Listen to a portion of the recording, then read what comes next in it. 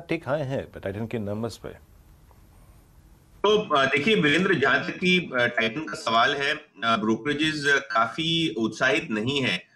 इसका रीजन सबसे बड़ा ये है कि मैनेजमेंट की जो गाइडेंस है आगे चलते हुए बिजनेस को लेके, वो थोड़ी फीकी रही है।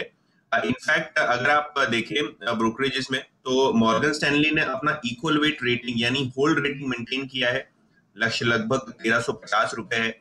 मॉर्गन स्टैनली का मानना ये है कि चौथी तिमाही के नतीजे जो हैं वो अनुमान के हिसाब से हैं, लेकिन मार्जिन पे काफी अच्छा दबाव देखने को मिला है। इनफैक्ट मैनेजमेंट की जो कमेंट्री थी कॉन्फ्रेंस कॉल पे, वो डिमांड को लेके काफी फीकी थी, जिसके कारण उन्होंने टारगेट में कोई चेंज नहीं किए हैं। इसके अलावा जो कंपटीशन है वो काफी हद तक बढ़ चुका है, चाहे वो ऑनलाइन पोर्टल्स हो चाहे वो फिजिकल स्टोर्स हो, सब तरफ से टाइटन को कंपटीशन की मार पड़ रही है। सिटी का लक्ष्य है ₹1660, और उसी प्रकार से जेपी मॉर्गन का भी टारगेट है। यूबीएस का टारगेट लगभग मॉर्गन स्टैनली के आसपास है, जो कि है ₹1400।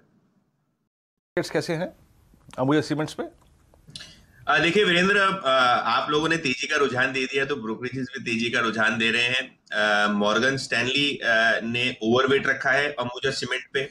लक्ष्य है ₹370। देखिए, जिस हिसाब से कंपनी ने अपनी कॉस्ट कंट्रोल का एग्जीक्यूशन किया है, वो एक बहुत सरप्राइज फैक्टर है। और ब्रोकरेजेस का मानना ये है कि आगे चलते हुए भी अंबुजा में पोटेंशियल है कि वो अपने मार्जिन को और बढ़ा सकें, और जो पीयर ग्रुप है उससे अपने मार्जिन मैच कर सके। इसके अलावा मॉर्गन स्टैनली का मानना ये भी है कि कंपनी एक री रेटिंग कैंडिडेट है, क्योंकि आगे चलते हुए जिस हिसाब से सीमेंट की मांग और ग्रोथ दिखाई दे रही है, उसमें अंबुजा सीमेंट को फायदा आते हुए दिखाई देगा। इसके अलावा अगर आप देखें तो जेफरीज और मक्वेरी का भी लक्ष्य करीब करीब 360 से लेकर 370 की रेंज में है। लिखा है।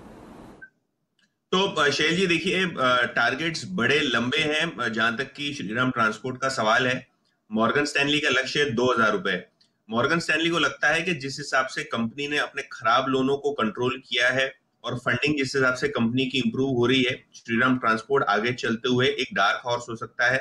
वैल्यूएशन के लिहाज से मॉर्गन स्टैनली का मानना है कि कंपनी काफी आकर्षक लेवल्स पे अवेलेबल है।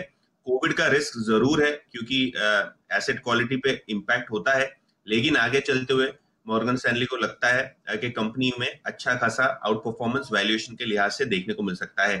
क्रेडिट स्विस का भी मानना यह है कि इसमें खरीदारी करनी चाहिए। इनका लक्ष्य ₹1625।